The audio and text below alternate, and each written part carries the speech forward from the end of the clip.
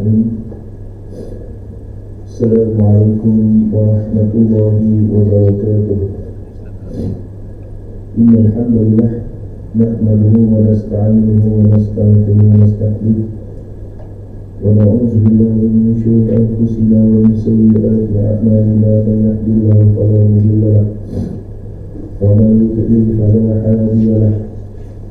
Asyhadu an la ilaha illallah wa asyhadu anna Muhammadan 'abduhu wa rasuluh.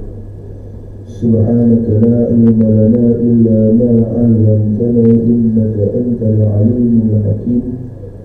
Rabbi shrah li sadri wa yassir li amri wahlul 'uqdatam min lisani yafqahu qawli amma ba'd. Alhamdulillah ala ni'matil Islam wa ni'matil iman wa la laha min ni'matin 'azimatin wa minhatin jalilah. Wassalatu wassalamu ala nabiyyina Muhammad sallallahu alaihi wasallam, khairul masyari' al-itlaqi wa afdalul jum'al al-akhlaq, ballagha al-risalah wa adda al-amanah fa akhadna bihamil az-zulumati ila an-nur fatba'na hadiyal Qur'anil 'azim ولزمنا سنة رسوله العظيم صلى الله عليه وسلم تسليما كثيرا. Yang saya hormati pengerusi dan ahli jawatan kuasa Surau Zainudiyah Simpang Kulai, yang saya kasihi Tuan Imam, Tuan Bilal, Tuan-tuan guru, asatidah, alim ulama, cerdik pandai, tuan-tuan, muslimin, muslimat, mukminin, mukminat, ibu-ibu dan ayah sekalian. Maaf kawan-kawan, tiba-tiba dia semua pula. Tadi elok je petang ni, dia petang dah kuliah di macam-macam. Baik, saya harap kamera tak lagi banyak daripada orang kan. Satu, dua, tiga ni, okay, orang ramai lagi. Kalau kamera ramai lagi, tak boleh nak kata apa lah. Baik, alhamdulillah, Allah Subhanahu wa ta'ala masih lagi memberi limpahan kurniaan dan rahmat kita dapat bersama-sama pada malam ini. Kita salat maghrib secara berjemaah sebentar tadi dan dapat kita teruskan dengan majlis ilmu. Saya mohon maaf juga tidak dapat hadiran saya pada bulan lepas atas sebab-sebab alasan yang tidak dapat dielakkan, dan insyaAllah kita akan sambung balik pengajian kitab-kita dengan kita menggunakan kitab Hadisul Qudsi. Kita masih lagi pada bab yang ketiga, iaitu kurniaan dan pinjaman. Kurniaan dan pinjaman. Baik, tuan-tuan. Baik. Terima kasih. Tuan-tuan tahu dia. Kasar pun nak pada dia jangan berayau ya. Berayau ni apa boleh jadi.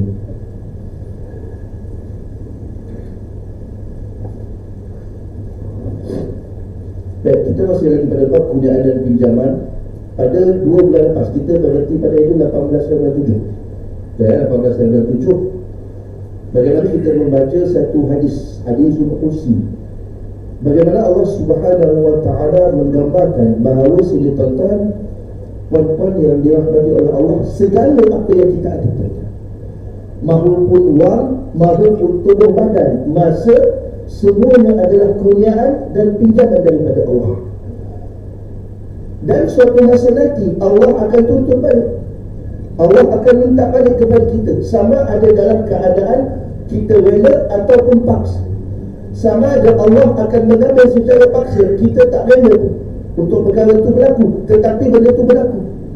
Maka di saat sesuatu perkara yang Allah mengambil secara paksa, maka kita bersabar. Maka Allah Subhanahu wa ta'ala akan bagi pahala yang besar terhadap orang itu. Baik, kita terhenti pada peranggan yang keempat ini, iaitu bagaimana Allah akan menyediakan balasannya di dunia ini dengan taufik dan berkat ataupun penggantian yang berlipat ganda. Bagaimana Allah akan menggantikan apa yang kita bagi. Kadang-kadang kita melihat sesuatu barang hilang di dalam tangan kita, tetapi percaya dan yakin tuan-tuan, Allah pasti akan akan ganti dengan sesuatu yang lebih baik daripada itu. Sebab apa? Kadang-kadang kita merasakan apa yang Allah ambil, kita tidak akan dapat semula. Sedangkan apa yang Allah ambil daripada kita, mahupun orang yang kita sayang, mahupun harta yang kita sayang, mahupun barang yang kita miliki, tuan-tuan, yakin dan pasti sama ada Allah akan menyegerakan apa yang kita bagi di dunia, ataupun Allah akan balas di akhirat nanti, tuan-tuan. Macam tuan-tuan tengok kereta saya rongak depan tu, pasal apa, tuan? Setiap kali saya pergi, ustaz, pasal apa tu rongak depan? Allah ambil secara paksa, aksiden. Siapa nak aksiden, tuan-tuan? Kalau tanya siapa nak aksiden, tak nak, semua tak nak. Allah bagi kita aksiden, Allah keluarkan duit kita, Allah kena bayar pula ni, kena ni pula. Maka itu dikatakan Allah ambil secara paksa, kita tak tahu. Walaupun secara paksa kita tak nak, kita tak rela, tetapi kita perlu meredainya. Kerana apa? Kerana pasti ada hikmah di dalam perkara yang telah Allah Subhanahu Wa Taala berikan. Maka itulah di antara apa? Di antara tanda-tanda orang beriman. Orang beriman, dia akan selalu mempercayai apa yang Allah beri, apa yang Allah datangkan, apa yang Allah ambil, apa yang Allah tak ambil, apa yang Allah kekalkan, pasti itu adalah yang terbaik. Sebab itu jangan kita merasakan apa yang kita rancang, apa yang kita lalui, itu jalan terbaik. Tidak, tuan-tuan. Apa yang Allah bagi, apa yang Allah tentukan, itulah yang terbaik. Baik, tuan-tuan, kita sambung. Sedekah itu dapat diberikan kepada golongan fakir miskin. Fakir ataupun miskin, untuk membantu orang yang memerlukan dalam bentuk apapun. Menolong orang yang kemalangan, musibah ataupun bencana. Mendirikan klinik dan hospital, membetulkan jalan dan membersihkannya, memakmurkan masjid-masjid dengan bersembahyang di dalamnya, dan mengadakan kegiatan-kegiatan keagamaan dan kemasyarakatan lainnya, mendirikan sekolah-sekolah ataupun madrasah ataupun tempat-tempat pengajian, membantu atau menyokong badan-badan, organisasi dan yayasan-yayasan yang bertujuan untuk melakukan kebajikan dan lain-lain sebagainya. Ni tuan-tuan, dia bagi banyak contoh. Terlalu banyak contoh, tuan-tuan. Saya yakin dan pasti benda ni semua tuan-tuan dah buat. Apa dia? Bantu orang dalam kemalangan, bantu orang musibah, bantu orang dalam bencana, mendirikan klinik, orang nak bina satu surau, kita masukkan sedikit duit kita. Orang nak bina hospital, kita sedekah sikit, membetulkan jalan. Ini kita bayar lah, tuan-tuan. Biar YB lah buat. Takkan orang jalan berlubang pun kita nak kena bagi duit. Dulu-dulu mungkin. Dulu-dulu bila YB tak kerja, kita lah kena keluar duit, kan? Bila YB tak masuk kampung-kampung, kan?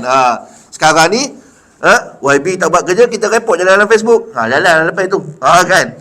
Lebih kurang macam tu lah. Walau bagaimanapun, memang sebab ada dulu-dulu, tuan-tuan, rakyat sendiri yang membetulkan jalan, rakyat sendiri yang menampal jalan. Sebab itu dia kata membetulkan jalan dan membersihkannya, memakmurkan masjid-masjid dengan bersembahyang di dalamnya adalah salah satu benda yang kita bayar balik kepada Allah, pinjaman. Dan pinjaman itulah yang menggambarkan, yang menandakan, tuan-tuan, bahawa tuan-tuan, kita semua ni hamba yang bersyukur. Pernah suatu ketika ditanya Sayyidatina Aisyah kepada baginda Rasulullah sallallahu alaihi wasallam. Datang apa ni, putih-putih ni? Tisu kot. Oh, tisu. Saya ingat salji apa?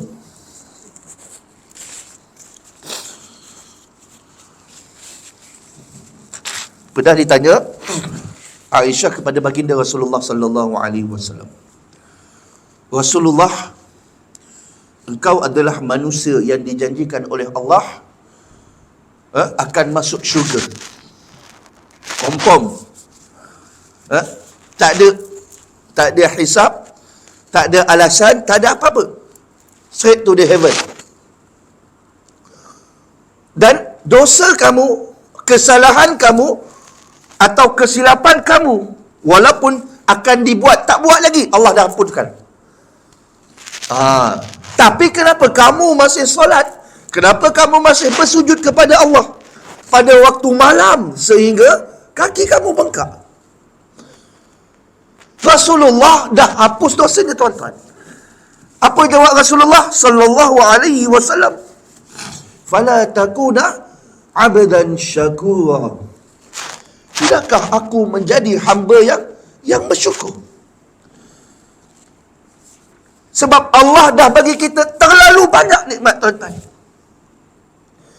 Nikmat apa lagi yang kita nak dustakan, tuan-tuan?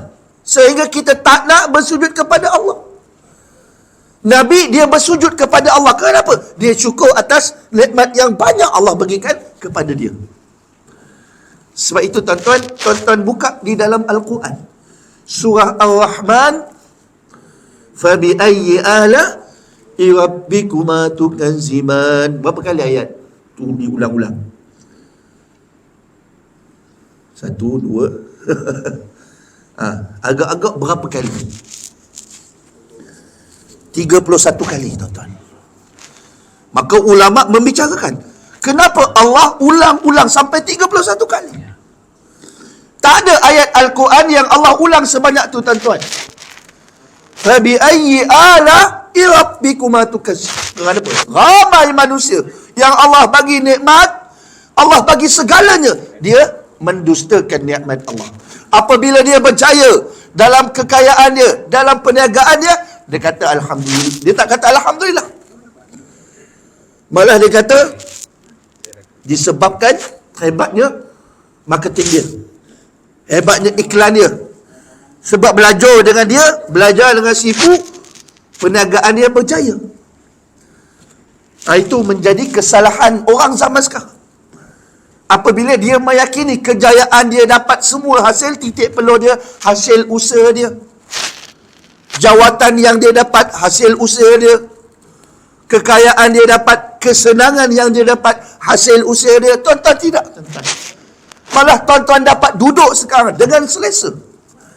Dapat duduk dalam majlis ilmu pun atas kenikmatan Allah. Maka apa lagi nikmat yang kita nak dusta? Allah minta apa? Allah minta kita bersujud kepadanya. Maka sebab itu Nabi, di dalam hadis yang saya bujuk tadi, tuan-tuan, Nabi bagi tahu kat kita secara halus, nak jadi hamba yang bersyukur, maka banyakkan bersujud kepada Allah Subhanahu wa ta'ala. Kita bayar balik. Pergantian yang diberikan Allah itu datangnya tanpa disedari oleh yang mereka, dan bentuknya juga tidak diketahui, sama ada berbentuk kebendaan ataupun terhindar daripada sesuatu malapetaka, sama ada keuntungan yang tidak dilihat olehnya atau lain-lainnya. Ini bagaimana Allah menggantikan sesuatu itu, tuan-tuan. Allah ambil sesuatu daripada kita, Allah kan gantikan balik dengan sesuatu yang lain. Tetapi yang pasti dan yakin, tuan-tuan, Allah tidak akan ganti dengan sesuatu yang sama. Kadang-kadang kita rasa kita hilang RM10, Allah akan bagi RM10 juga. Tidak. Kadang-kadang kita rasa kita di dalam kemalangan, Allah akan ganti balik kereta yang sama, ataupun tubuh badan yang sama, ataupun benda yang sama. Tidak, tuan-tuan. Sedangkan ada yang memang Allah akan ganti dengan dalam bentuk yang sama. Ada kadang-kadang. Kadang-kadang bentuknya tidak diketahui.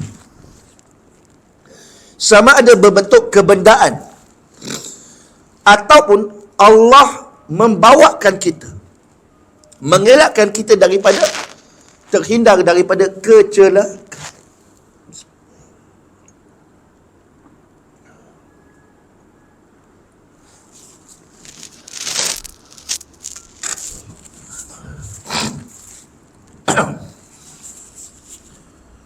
Kadang-kadang Allah ambil daripada kita, Allah bayar balik. Dengan apa? Dengan kemungkinan pada hari itu, kemungkinan kita akan ditimpa bala, ditimpa musibah. Tetapi disebabkan ada benda yang Allah ambil, ada sedekah yang kita bagi, ada benda yang kita buat, ada kebaikan, ada pinjaman, maka Allah hindarkan sesuatu daripada benda yang tak elok daripada kita. Contoh, kadang-kadang kita merasakan kalau kita contoh yang mudah tuan-tuan, kalau orang berkahwin, lepas tu dia bercerai, contoh, kadang-kadang dia sedih kenapa dia bercerai, tapi dia lupa kadang-kadang mungkin ada benda yang seandainya kalau dia teruskan perkahwinan itu akan ada benda yang lebih teruk lagi, jadi Allah ceraikan. Ataupun kadang-kadang kita dapat tu nak putus pertunangan, minta maaf kalau ada yang terasa, mungkin Allah tahu sekiranya kalau dia kahwin dengan orang tu menyebabkan orang perempuan tu aksiden ke, ataupun rupa-rupanya lepas dia kahwin perempuan tu kena kanser. Mana tahu, kita tak tahu apa yang berlaku. Kadang-kadang Allah tarik. Maksudnya kadang-kadang benda yang kita tak tahu. Sebab apa? Sebab Allah sentiasa mengetahui masa hadapan kita. Maka tinggal kita bagaimana kita mengetahui tentang sesuatu malapetaka. Sebab itu kadang-kadang Allah nak kita elak daripada malapetaka yang lebih besar lagi daripada yang kecil. Disebabkan apa? Disebabkan kebaikan yang kita buat, Allah tahu. Allah akan pilih. Okey, malapetaka mana? Yang lebih teruk.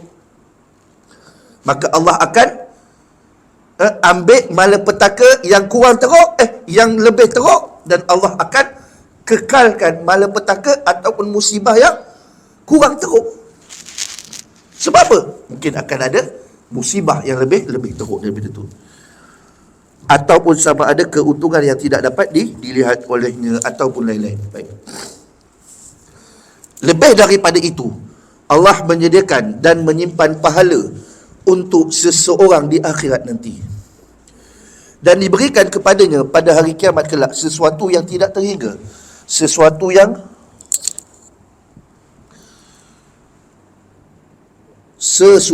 tidak pernah terlihat oleh mata, tidak pernah terdengar oleh telinga, dan tidak terlintas dalam hati. Ini lagi tuan-tuan, lebih. Ulama mengatakan sesiapa yang meredai akan apa segala yang Allah berikan kepada kita, kita meredai. Kadang-kadang Allah tak bayar pun kat dunia. Kadang-kadang Allah tak bayar di dunia. Tahu, kena pakai kain juga. Tisu dia ni lah. Dia ada unsur-unsur salji. Tak apa. Sehingga kan Allah akan menyimpankan, Allah akan gantikan dengan bentuk pahala. Allah akan menggantikan dalam bentuk ganjaran yang akan tuan-tuan dapat di mana? Di syurga nanti. Malah sesuatu yang tak pernah dilihat di mata, sesuatu yang tuan-tuan tak pernah lihat. Apa dia? Kompon tuan-tuan tak akan terfikir. Sebab apa? Tak terlintas pun dalam hati.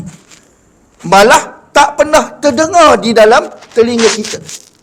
Itulah yang tuan-tuan akan dapat di dalam syurga nanti. Dalam kehidupan di dunia ini, Allah akan selalu menguji hamba-Nya dengan mengambil kembali secara paksa kurniaan yang telah diberikan kepada seseorang. Ujian itu mungkin berupa kematian anak. Ada orang mati anak sini? Belum lagi. Ataupun kekasih yang disayangi, kecurian, kebakaran, dan lain-lain. Ini kata ujian. Kadang-kadang Allah akan menguji hamba-Nya dengan apa? Dengan berupa kematian anak. Bila anak mati dulu daripada bapa, tuan-tuan. Ini orang kata satu kesedihan yang kadang-kadang kita tak dapat nak lalui bagi seorang bapa. ataupun kekasih yang disayangi. Dah tunang dah, tengok-tengok accident. Allah. Kan kadang-kadang banyak sebelum kes ni. Kadang-kadang baru kahwin sehari, meninggal, accident.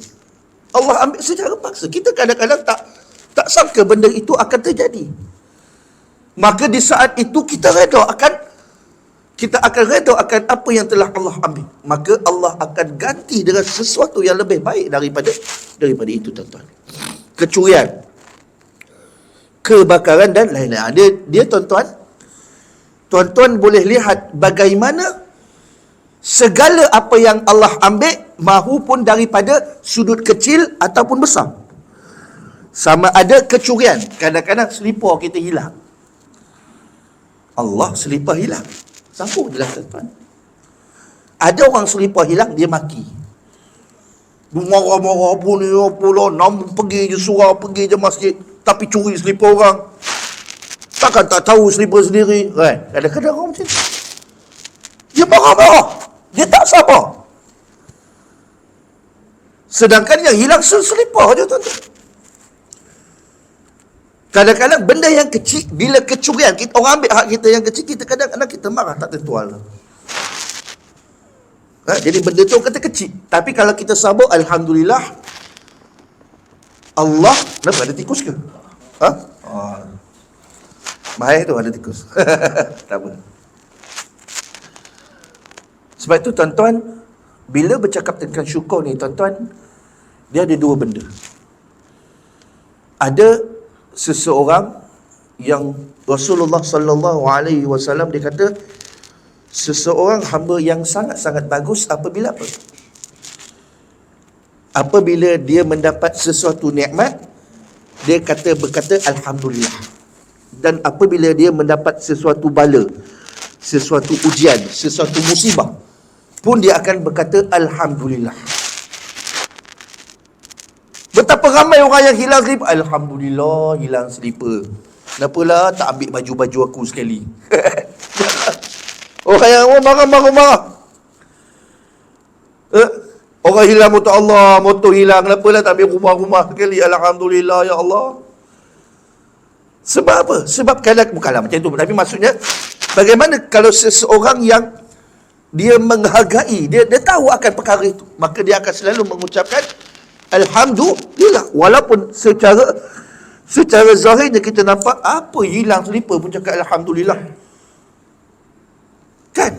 Begitu juga bagaimana seorang ulama apabila dia berdoa kepada Allah, Ya Allah, jangan berilah aku penyakit. Kita ni kalau boleh tak nak penyakit. Sebab apa? Dia tahu kalau adanya penyakit, dia akan sentiasa mengingati Allah. Kita tak nak penyakit. Bukanlah kata, weh Ustaz, takkan nak doa setiap hari ada penyakit. Bukan. Itu orang kata level lain. Bukan level kita lah, tuan-tuan. Sebab dia tahu dengan penyakit, dia akan sentiasa berzikir. Dengan penyakit, dia akan membawa dia ingat akan Allah. Dengan penyakit, dia tidak akan lalai akan kehidupan dunia yang mengasyikkan.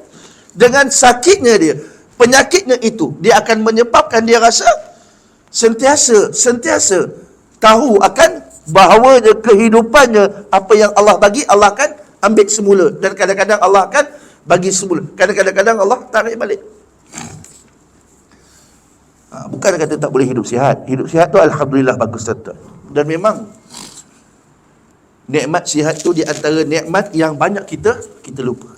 Dah bersin dah. Dia dah mula dah. Baik. Sebab tu baginda Rasulullah sallallahu alaihi wasallam nikmatan, dua nikmat yang biasa manusia lupa. Nikmat sihat dan nikmat waktu lapang. Tuan-tuan, betapa ramai orang muda, tuan-tuan, waktu muda dia seronok, dia beribu, dia bersukaria, dia pergi main sana main sini. Bila dah tua, barulah nak duduk dulu Ustaz, saya dulu jarang pergi majlis ilmu. Bukan saya tak kata siapa-siapa. Dan kadang-kadang benda tu terjadi. Sebab apa? Kita tak menghargai waktu muda. Sama juga dengan waktu lapang. Seandainya dulu kita banyak waktu lapang, ada kadang-kadang kita termenung 2 jam, 3 jam, 4 jam tak buat apa. Duduk depan rumah, termenung 4-5 jam. Tak buat apa tuan-tuan. Kadang-kadang nunggu orang rumah, nunggu isteri beli kat pasar 2 jam. Duduk dalam kereta. Kan? Tengoklah scroll Facebook. Dah 2 jam. Betul ke 2 jam, cik? Ke 3 jam? 2 jam ke 3 jam? Berkejap-kejap. Betul, benda ni bukan berlaku kepada tuan-tuan, berlaku pada saya. Dulu saya kata, dululah kalau waktu aku belas-belasan tahun, kadang-kadang tunggu mak beli pasar, kita kat dalam kereta duduk termenung, tengok sana tengok sini, tak buat apa, berzikir pun tidak. Waktu lapang yang Allah bagi kita tidak mentalaah, kita tak baca Al-Quran, tak berzikir. Bila dah waktu sampai waktunya, barulah kita ingat, oh, masa tak ada, nak baca Al-Quran tak sempat, nak ganti qada balik solat tak sempat. Bila tanya kenapa banyak Al-Quran tak belajar lagi, tak sempat ustaz, saya sibuk kerja. Waktu lapang kita tak beringat. Itu yang kata bagaimana nikmat. Baik tuan-tuan, di antara orang yang diuji dan dicuba itu, ada yang tidak dapat menerima, bahkan melakukan perkara-perkara yang tidak senonoh. Ada yang tak dapat terima tuan-tuan. Macam saya kata tadi lah tuan-tuan, ada yang kadang-kadang hilang slipper je tuan-tuan, dia boleh mengamuk tak tentu pasal. Dia tak dapat menerima ujian dan cubaan, bahkan melakukan perkara yang tidak senonoh. Seperti mana? Seperti mengoyak-ngoyakkan pakaian ataupun meronta-ronta. Ada juga yang bersabar dan redha atas cubaan itu dan berserah kepada Allah Subhanahu wa ta'ala, serta menerima takdir Allah dengan ucapan hasbiyallahu wa ni'mal wakil. Ni tuan-tuan, kalau kita tengok benda berlaku biasanya terhadap orang-orang yang bukan beragama Islam. Kita tengok di dalam movie, di dalam cerita-cerita, kadang-kadang bila ada kematian, mereka akan menangis. Malah dia orang upah orang untuk menangis, nak menangisi akan kematian. Seandainya, seumpama dia tidak meredai akan apa yang telah Allah ambil, memang Allah tidak melarang untuk kita bersedih. Jadi kita kena faham, Allah tak melarang kita bersedih, menitiskan air mata, tetapi jangan sekali-kali meronta-ronta, jangan sekali menjerit-jerit, jangan sekali salahkan takdir, jangan sekali salahkan siapa-siapa, jangan sekali salahkan diri sendiri juga. Kadang-kadang, oh salah akulah ni, akulah tak bawa, akulah biar dia pergi keluar, kalau aku tak suruh dia keluar, dia tak aksiden. Kan kadang-kadang berlaku macam tu dalam cerita drama lah. Sebab akulah, kalau aku tak suruh dia belajar sana, dia tak ada, dia pergi bergaul dengan tu. Kadang-kadang dia menyalahkan diri sendiri, kadang-kadang dia menyalahkan orang lain, sehingga dia menjerit-jerit, meronta-ronta, dia menafikan akan takdir Allah. Maka perkara ini tuan-tuan, lagi-lagi kalau berlaku kepada anak si mati, maka si ayahnya ataupun orang yang jenazah di dalam kubur akan diazab. Kenapa? Orang yang menangisi, meronta-ronta. Menangisi boleh. Sebab apa? Sebab Nabi SAW pun menangis di saat kematian anaknya Ibrahim. Nabi menangis. Siapa yang meninggal? Anak dia. Anak dia lelaki yang paling bongsu tuan-tuan. Anak lelaki yang paling bongsu siapa? Bukan Nabi, Ibrahim. Nama Ibrahim daripada Maryah Al-Qibtiyah. Di saat Nabi membawa anak menetes air mata, tuan-tuan. Bayangkan tuan-tuan, sebab itu saya tanya tuan-tuan, tiada daripada kita ni tuan-tuan yang anak kita mati waktu kecil-kecil. Malah bukan seorang, 2 orang, banyak 3 orang tersilap saya. 3 laki-laki, 4 perempuan, anak Nabi. 4 perempuan, semua besar. Yang laki semua mati pada waktu kecil. Qasim, Abdullah, Ibrahim. Semua mati kecil, tuan-tuan. Tuan-tuan, ada tak anak lelaki yang ketiga-tiga mati? Tak ada. Maka nikmat mana yang kamu lagi dustakan? Nikmat Allah bagi. Nikmat anak. Anak tu satu nikmat, tuan-tuan. Betapa ramai orang yang berusaha, tuan-tuan, untuk mendapatkan anak tapi tak dapat anak sendiri. Cuba macam-macam perkara, tuan-tuan. Berdoanya, ujiannya, testingnya, IB-nya, tuan-tuan. Betul, tuan-tuan. Benda ni berlaku. Berlaku kepada siapa? Yang saya kenal. Berlaku kepada adik-beradik saya. Berlaku kepada orang yang rapat dengan saya. 3 tahun kahwin tak dapat anak, 4 tahun kahwin, 5 tahun, kadang 10 tahun kahwin tak dapat anak. Dan nakkan anak. Maka kita dapat anak adalah sebenarnya satu nikmat. Walaupun kadang-kadang kita terbeban dengan anak. Saat-saat anak buat benda kita tak suka, saat-saat anak buat PR tu, saat-saat anak buat PR tu, itu ujian lain pula, tuan-tuan. Baik. Makanya, tuan-tuan,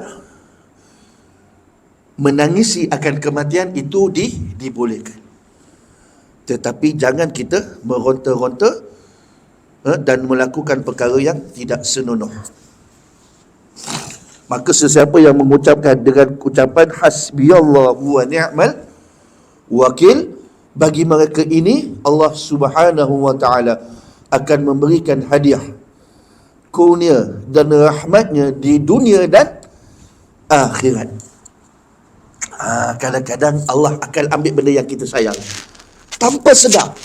Tanpa sedar kadang-kadang Allah akan ganti lala tu juga. Cuma sama ada kita sedar ataupun tidak. Kadang-kadang kalau siapa yang merasai, dia akan sedar betul-betul. Ya Allah, betul lah, hari tu aku hilang ni. Tengok selepas seminggu aku dapat benda yang lebih baik daripada benda yang hilang itu. Kan? Contoh, motor kena sita. Kita tak payah siapa cerita, motor kena sita, tahu. Mana nak tahu kot motor tu dah buruk, tak ada tag, tak ada apa semua kan. Allah ambil, betul tak? Allah ambil secara paksa. Tengok tak sampai 24 jam, Allah ganti dengan sesuatu yang lebih baik. Tidakkah motor baru tu lebih baik? Dapat pula benda lebih daripada apa? Duit pula dapat. Motor baru mestilah kot tag baru, insurans baru. Betul tak itu yang baru? Betul. Itu contoh yang paling mudah yang boleh kita nampak di hadapan mata. Kita nampak tak abang food pada tu dia jalan dengan hati yang redha? Ada tak dia mengamuk tak tentu pasal? Kita tak perasan, yang tengok dia jalan dengan hati yang redha. Kita tahu dia redha. Dia tahu akan kesalahan dia. Itu kata dia redha, dia meredai akan ketentuan Allah. Dan pasti yakin dengan keyakinan yang besar akan janji-janji Allah. Itu boleh empuk itu. Dia anak tikus. Sebab saya baru 3 hari lepas, sempuk juga kat dalam rumah. Saat-saat dia lalu, anak tikus mondok. Dia kecil je, tapi dia punya muncul tu depan sikit. Tikus ni memang saya pun tak tahu, tuan-tuan. Dah banyak letak perangkap. Dia hilanglah 2-3 bulan. Lepas 3-4 bulan dia datang balik. Datang daripada luar, dia masuk rumah dah tak tahu kan. Sebab saya biasa pakai pelekat. Pelekat gam tu kan. Hari tu pelekat gam dah habis. Saya tunggu sebab dia tikus kecil je. Jadi dia jalan lambat lah. Hempuk sekali. Mujur terus mati. Dia asalkan jangan kita seksa lah.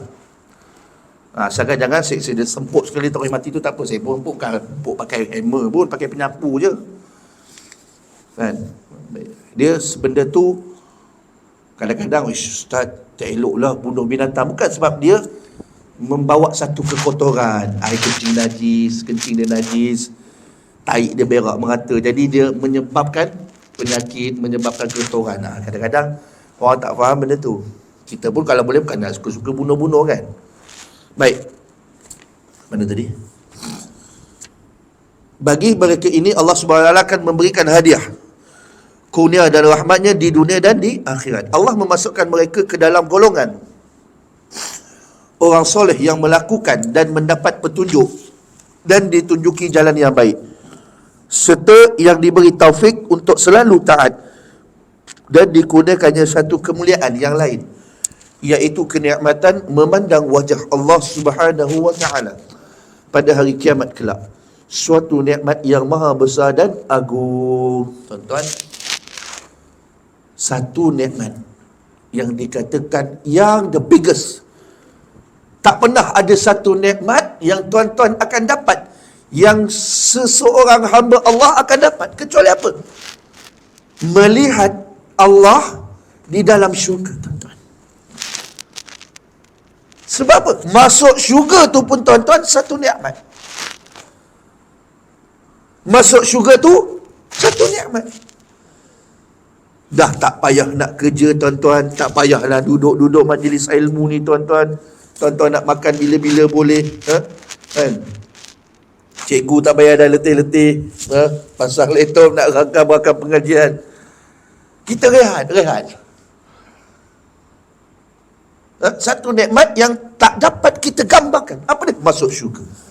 Tetapi adanya satu nikmat yang Allah akan kurniakan kepada penghuni syurga, iaitu dapat melihat Allah, dapat melihat zat Allah yang maha besar dan agung. Tuan-tuan, kita ni kalau dapat jumpa orang yang mencipta rumah kita pun kita dah rasa, oh Allah, dia ni ke yang buat rumah kita? Kita rasa seronok. Dia ni ke yang buat kereta Honda? Kita seronok jumpa. Dia ni ke yang buat istana? Kita seronok, betul tak? Kita akan jumpa seseorang pencipta. Malah lebih seronok lagi kalau kita menjumpa pencipta kita, yang mencipta dunia, yang mencipta pokok, yang mencipta unta, yang mencipta haiwan, yang mencipta segala haiwan, segala tanaman, segala yang di dunia ni, tuan. Nikmat yang tidak sesekali kita dapat dustakan. Baik, masuklah waktu isyak, tuan-tuan. Boleh sambung lagi? Kita sambung. Oh, ada 1 minit. Okey, jam saya dah masuk waktu isyak. Pemberian pinjaman Allah itu kepada Allah Subhanahu wa taala itu adalah satu perumpamaan, iaitu persembahan amal soleh daripada seseorang hamba kepada Allah. Ini kita kena faham. Kita kena faham satu, tuan-tuan. Allah bagi pinjam kat kita. Perumpamaan, satu analogi, iaitu apa yang kita kena bayar dengan mempersembahkan amalan soleh daripada seseorang hamba kepada Allah. Itulah pinjaman yang perlu kita bayar. Pinjaman yang tidak membebankan, pinjaman yang tidak meletihkan.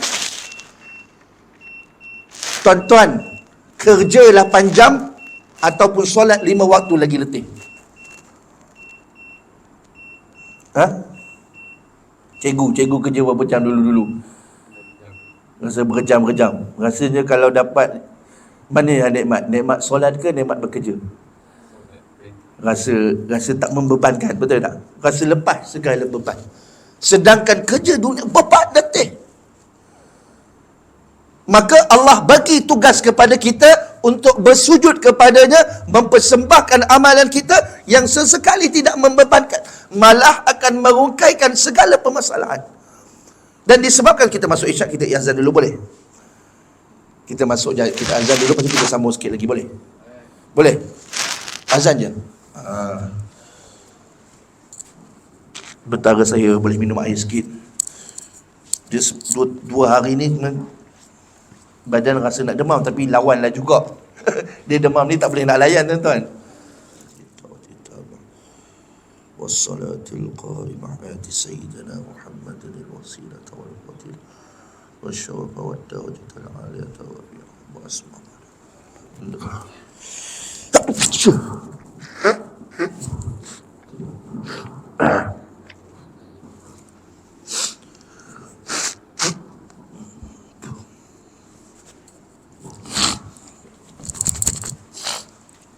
Allah, baik.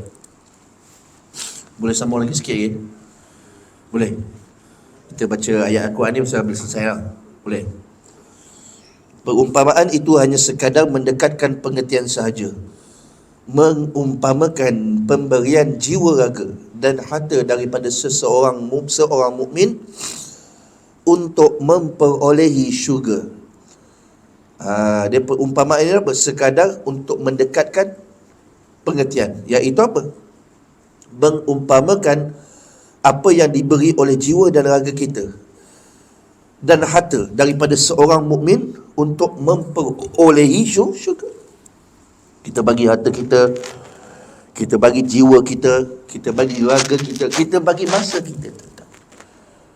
Kalau ikutkan tuan-tuan, boleh je cikgu nak duduk dengan anak-anak kan, dengan keluarga.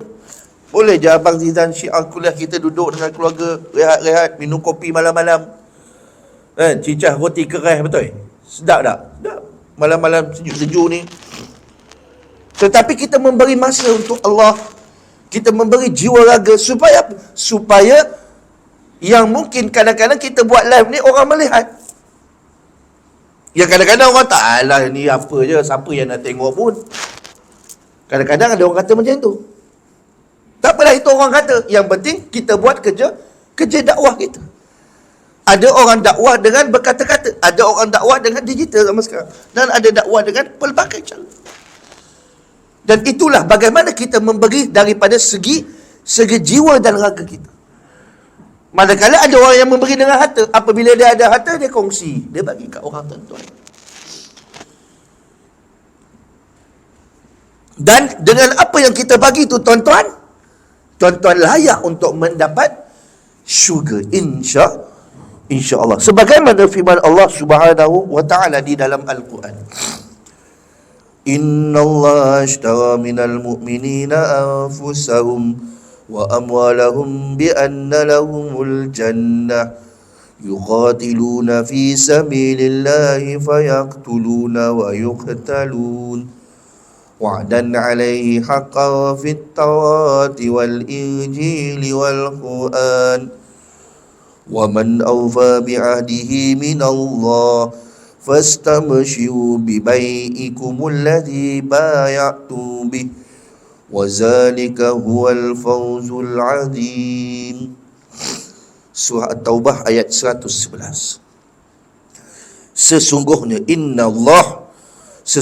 Allah telah membeli daripada orang-orang yang beriman akan jiwa mereka dan harta benda mereka. Allah yang membeli. Allah beli dengan kita tuan-tuan. Allah nakkan persembahan kita. Allah nakkan ibadah kita. Yang seandainya kalau tuan-tuan bagi, tuan-tuan tidak merugikan dan tidak menaikkan dan tidak menyebabkan Allah terjadi kepada apa-apa kepada Allah. Tetapi sebenarnya kita yang memerlukan ibadah itu. Tetapi di sini dia kata Allah diberi andaian perumpamaan Allah membeli. Membeli apa? Dengan syarat orang yang beriman akan apa? Jiwa mereka dan harta benda mereka, yang dengan balasan bahawa mereka akan beroleh syurga. Sebab itu tuan-tuan, kadang-kadang kita lihat ada orang yang berdakwah, kadang-kadang dia sanggup tinggalkan keluarga, kadang-kadang dia sanggup tinggalkan jawatan, kadang-kadang dia sanggup tinggalkan kekayaan. Sebab apa? Semata-mata wa takuna kalimatullah hayyal ulya. Sebab mata apa? Untuk meneruskan perjalanan di jalan Allah, untuk menjadi hamba Allah yang sentiasa beriman dan membawa kalimah-kalimah Allah. Ini tuan-tuan, benda yang tuan-tuan dah belajar pada bab yang sebelum tu, jihad pada jalan Allah. Yang Allah beli jiwa mereka tuan-tuan. Dan disebabkan mereka berjuang pada jalan Allah, Di antara mereka ada yang membunuh dan terbunuh. Ada yang membunuh dan ada yang terbunuh, tuan-tuan. Maka balasan syurga yang demikian ialah sebagai janji yang benar yang ditetapkan oleh Allah di dalam kitab-kitab Taurat dan Injil serta Al-Quran. Dan siapakah lagi yang lebih menyempurnakan janjinya daripada Allah? Maksudnya apa? Bila Allah berjanji, yakin pasti Allah akan kurniakan. Wa qala rabbukum ud'uni astajib lakum. Berdoalah kepadaku, pasti aku akan tunaikan. Itu janji Allah. Itu janji Allah. Kita sebagai suami isteri pun kadang-kadang ada memungkiri janji. Sebagai ibu dan anak kadang-kadang ada memungkiri. Ayah dengan anak kadang-kadang ada. Dengan lagi kawan-kawan apa cerita. Tapi Allah sesekali akan menyempurnakan janjinya. Sebab itu Allah, siapakah lagi yang lebih menyempurnakan janjinya daripada Allah? Confirm Allah akan menunaikan dan menyempurnakan janji-janji Allah. Oleh itu, bergembiralah dengan jualan yang kamu jalankan, jual belinya itu. Dia saya katakan tu, tijaratan lan tabur. Banyak kali saya ulang, tuan-tuan. Tijaratan lan tabur. Tuan-tuan, apa ayat ni, tuan-tuan? Tuan-tuan hafal ayat ni, tuan-tuan ingat tijaratan, ta, jim, alif, wa, ta mabutoh. Tijaratan lan tabu. Tuan-tuan cari di dalam Al-Quran ayat berapa? Saya lupa ayat berapa, tuan-tuan. Tijaratan lan tabu. Perniagaan yang tidak akan pernah rugi. Nak tak, tuan-tuan? Ni, tuan-tuan, Allah dah bagi jalan. Perniagaan yang sesekali tidak akan rugi. Sebab tu di dalam bahasa Arab, lan, bila Allah menggunakan lan, sampai bila-bila tidak akan rugi. Siapa? Siapa yang berjual beli dengan Allah. Dan ketahuilah bahawa jual beli yang seperti itu ialah kemenangan yang besar. Ni, tuan-tuan, kita nampak, oh ni founder Gold Milk, oh ni hebat ni, oh dia berniaga memang power ni. Siapa yang ikut jalan dia, siapa yang ikut step-step ni, pasti akan berjaya. Tapi pada akhirnya tak jual-jual juga, tak untung-untung juga. Ada juga yang macam, oh ini kalau ikut macam ni confirm. Tak.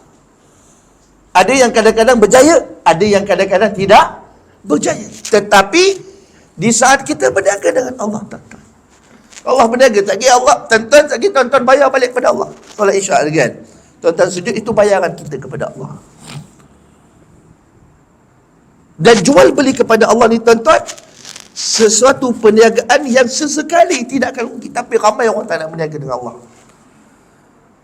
Ramai orang tak nak berniaga dengan Allah. Ramai orang menafikan nikmat Allah. Ramai orang yang menolak kurniaan Allah.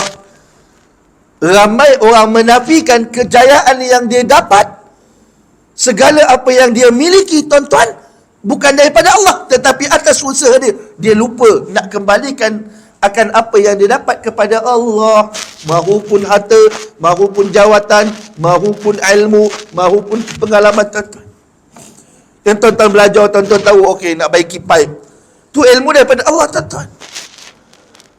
Tuan-tuan nak buat rumah, okey, tahu nak susun bata, tu daripada Allah, tuan-tuan. Tuan-tuan tahu membaca Al-Quran, itu pun daripada Allah. Segala apa yang kita rasa, kita usaha, rupanya berbalik kepada Allah. Allah bagi. Maka Allah minta balik apa?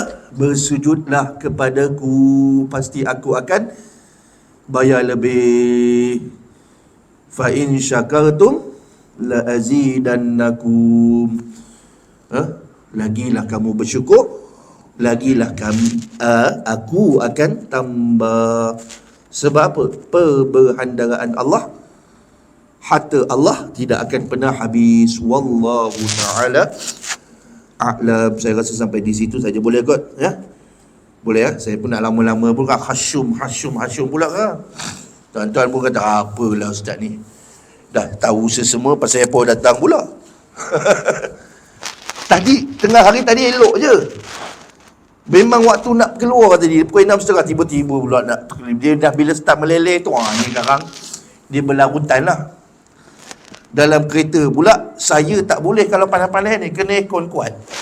Tak percaya tanya Abang Zizan, kata ustaz ni kalau naik kereta dengan ustaz ni aircon kuat saja. Pasal badan ni cepat panas. Banyak dosa main kali tuan-tuan.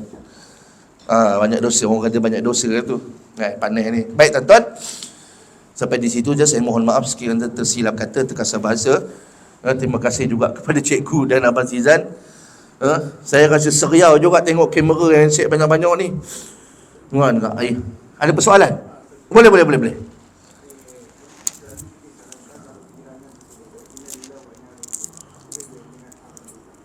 Apa beza dengan alhamdulillah? Dia meninggal jangan kata alhamdulillah. Dia sebab tu ada bukanlah kata dia ada benda kita cakap alhamdulillah. Ada benda kita cakap astaghfirullah. Ada benda kita cakap innalillah. Dia benda tu kena belajar juga. Tadi saya tersilap juga. Tapi ada yang benda kadang-kadang, contoh macam kehilangan selipar tu bolehlah kita cakap alhamdulillah juga. Dan dalam bahasa sama boleh cakap innalillah. Tapi kalau orang meninggal, takkan nak cakap alhamdulillah. Itu tak sesuai lah. Kita cakap innalillah wa inna ilaihi raji'un. Itu kata kalimatut tarjih. Ataupun masya Allah qaddarullah. Musibah kita boleh juga kata masya Allah qaddarullah. Masya Allah, itu atas semua takdir Allah Subhanahu wa ta'ala. Baik, ada apa soalan lagi? Ada? Cik-cik tak ada soalan Semua okey? Okey, baik. Baik, ada tadi saya bawa poster, satu poster Ipoh berselawat. Kalau sesiapa jemaah-jemaah yang berkelapangan pada hari Khamis, Khamis minggu hadapan, satu program di bawah NGO Asatizah Tambun akan program Ipoh berselawat. Sesiapa yang berkelapangan jemput hadir. Lepas maghrib pun boleh, lepas isyak pun boleh. Kalau tak ada pengajian, jemputlah datang. Kat sana akan ada solat maghrib, lepas tu solat hajat, ada bacaan Yasin. Lepas tu kita ada solat isyak, kita ada jemput-jemput macam tuan-tuan tengok dalam poster, ada Piyusyed, ada Muhammad Jem, kita akan dengar tausiah beberapa orang ustaz. Bukan seorang je tu, ada gambar banyak tu.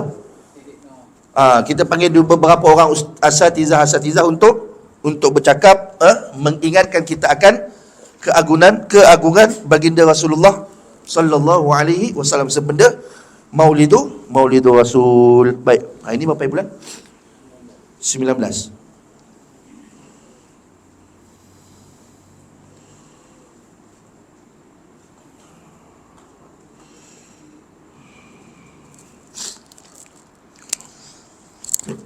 Terima kasih juga ni, kalau siapa nak tengok ulangan balik boleh like, comment, share. Like, comment and share. Cikgu ni kat YouTube, Abang Zizan kat Facebook. Dia risau kalau ramai-ramai ni, nanti bila dia tengok orang live ni, nanti ada orang kecam lah pula nanti. Ni ustaz nak pun cakap apa ni ustaz. Walau bagaimanapun kita tak tawakal, insya-Allah. Semoga Allah mempermudahkan. Saya tutup dengan wabillahi taufiq wal hidayah. Assalamualaikum warahmatullahi wabarakatuh.